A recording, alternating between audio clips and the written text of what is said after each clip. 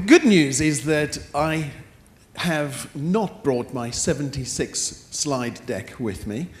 That's it. That's all you're going to look at. That's all you're going to look at. Because what I want to do is discuss with you something that I've recently learned, which is what makes a great accelerator program, what you should look for, what you should avoid, both from an investor, sponsors, and entrepreneurs strategy. And it's not all good, I'm afraid. There's some real rubbish out there. And actually, I've decided, okay, I'm not going to name names, but I'm going to, this time, talk about the style of accelerator program that you as an entrepreneur should think about and look out for. And also, if you're running an accelerator program, it's time to shape up, because it's not all going to stay that way. So the first thing is this, is that I speak from the experience of an entrepreneur. I built 3 technology companies in London. 2 of them were complete rubbish. The third was a great company, which sold last year for a good number to an American company. It was the automation of credit card fraud alerting. So if any of you ever get a phone call from your credit card company saying, is it really you doing this transaction? It's most likely gone through my system. Apologies about that, but we make quite a lot of money every time that call takes place. And the experience of building those businesses from scratch is really what helped us to think about, in Level 39, how we build our accelerator programs. That led us to an experience of examining the rest of the world's accelerator programs to see what's working and what's not. So I'm going to share some of that with you quite quickly, though. So firstly, Level 39 is Europe's largest accelerator space for 3 types of business: fintech, financial technologies, retail technologies, and future city technology businesses. And the reason I mention thematic focus is because in those areas, and in those areas only, are we going to be able to help you as businesses to become more successful, to get traction. And so when you look at who's running your accelerator program that you might be applying for, look for the authenticity of the people running it, where they're based, and what their community and network is like. Can they actually support the goals of the type of accelerator that they are? And what do I mean by that? So there's some amazing accelerator programs out there that have kind of got an amazing track record. Most people, I think, have heard of the Y Combinator program, and then Techstars, and these are pretty well established, really good formulaic accelerator programs that will take 12 weeks, we'll take entrepreneurs in through a competition for 12 weeks and really work with them almost on a daily basis to help them figure out their product strategy, go-to-market strategy, all that kind of thing. But actually, there's a lot of others now emerging. There's a lot of them coming out of the woodwork that are either regionally based. Some governments are doing them. That kind of worries me a little bit. I'm not sure that governments are the right people to be picking winners, but they do form an important part of an inward investment strategy. But here's the danger. We see applications from people in our accelerator programs that have been through 2 or 3 other accelerator programs. And these are accelerator programs that don't offer a cash prize investment. They offer exposure and some mentorship, and exposure and the opportunity to pitch on a demo day and the opportunity to win a prize and a bottle of champagne or something like that. And in exchange for that, they've had to give up somewhere like 6% or 8% of their equity. So by the time we see them, and they've been through 3 programs, and they've given away maybe 25% of their equity for no investment, but they really know stuff. We don't think that that's such a great idea, because they're still going to have to grow the business. That could be the most expensive equity they ever gave up, or it could be the most valuable. So let me now give you some examples of the type of things that we've seen that really do work. There are some accelerators in London that have started recently that go to major brands and say to the major brands, carve out a piece of your procurement capacity. Carve out a £50,000 contract and put that up as a prize. You know what you're going for. You know what you're building for. You know what you're designing to. Not only that, give me top executives from your company that will mentor the company and mentor the applicants to figure out how they need to shape their proposition so it really makes sense to you. That is worth paying some equity for. How much? Depends on what you think the contract is going to be worth. So look out for those. Those are real valuable prizes. I'm going to give you some examples now of what this means to sponsors. What is a sponsor of Accelerator program? So we're quite new to this in the financial services space, and we've been out looking for a number of sponsors, and we found a sponsor called Dassault Systèmes. They are Europe's second largest software company. They build things like Mirage jets and stuff. But they were keen to enter the market in financial services in London. And they, of course, do have a very large marketing program with big billboards all over the subways and underground saying, you know, we build great airplanes, come and buy our software.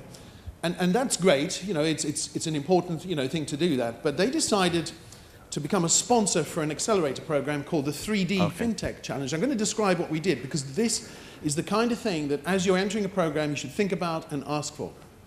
So what we did is we designed a program where we started off with CIO breakfast. You need to hold the mic up a bit higher. Sorry, okay. That's better, thanks. We started off with CIO breakfasts. The CIO is the person within the financial services that kind of spends the money. In the area where we are, Canary Wharf, there are hundreds of CIOs with budgets of somewhere between $1 billion and $8 billion a year to spend on technology. So they're kind of a cool group that we want to talk to. So we invite them in for CIO therapy, which is a CIO breakfast where they come in and we ask them to share with us what their challenges are, what the technical challenges are, what the regulatory challenges are. So we have a really strong sense from these CIOs what the problems are they want to solve right now, what really matters to them. We're not guessing. They come in. They've started to like this. They've started to come in because it's under Chatham House rules, which means we won't say who said what. But they're really enjoying the opportunity to share the challenges. We've had CIOs come in and tell me, we've just been told we have to close a department with 2,000 people. I need to automate everything. What have you got? You know, that's an opportunity. It's quite interesting doing this kind of thing. So that creates the demand, and the knowledge of that informed us as to what the themes for the 3D FinTech Challenge would be. And Dassault Systèmes became the sponsor of that program, which allowed us, because they paid for everything, they paid the bills for all the entrepreneurs to come through that program. It allowed us to run this competition, get great applicants, to really understand who could help solve some of the problems that the CIO told us about, which meant also that when we had the finalists come into the space, those same CIOs became the mentors. And so they kind of adopted one of the companies. Now, that has resulted, it's just finished, the program's just finished, and obviously there's a winner who wins a small cash prize, but as well as a chance to, as well as getting contracts. They are landing contracts. 4 out of the 6 companies that came on the program have traction and contracts without having to give up equity. That is a great program for all the investors that come along and had a look, because they don't have to think about the baggage of some equity going where there hasn't been a cash value. It's really good for the banks, because they're getting solutions that they really need there and then and prepared to pay for. And it's really great for the entrepreneurs, because their businesses are on the right trajectory and they accelerate that time taken to gain the knowledge they needed to solve those problems that that particular bank had.